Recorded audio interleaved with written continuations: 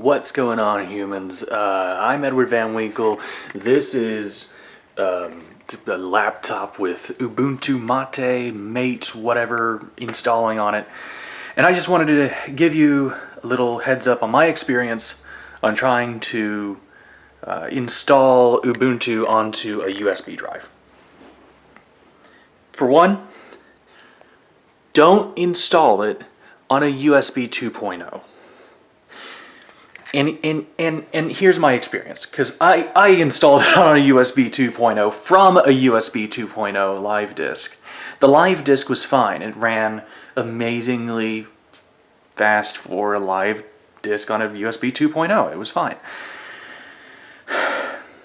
Installing it on to another USB 2.0, actually installing Ubuntu, Linux, onto a USB, took 5 hours. It went from 10 p.m. to like 3 a.m. And it might have even gone to 5 a.m. because I went to sleep. And you might be asking yourself, oh, but why did you start at 10 p.m.? That's just stupid. Well, I'll tell you why I started at 10 p.m. because I ran into 100,000 errors and glitches and things that I thought were a problem, such as it just stalled on file copying. And I was confused, but what was really happening was the write speed of writing data to the USB 2.0 was so slow that it looked like it stalled, but it hadn't actually stalled. Just getting through copying files took about 2 hours, if not more.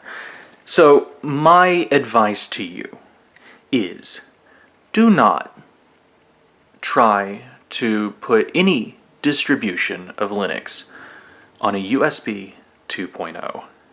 It's not worth your time. Dual boot, or if you have a 32 gig hard drive like this thing does,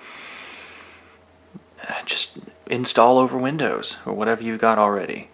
It's not worth the time. Or give it a shot on USB 3.0. I don't actually know how horrible it would be on that. I can tell you one thing though.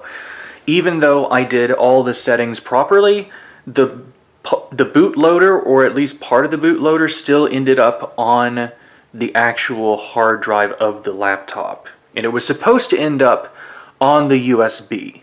So when you plug the USB in, it didn't pop up with the bootloader, but the bootloader was already on the eMMC, which is only 32 gigs, the internal hard drive of the computer.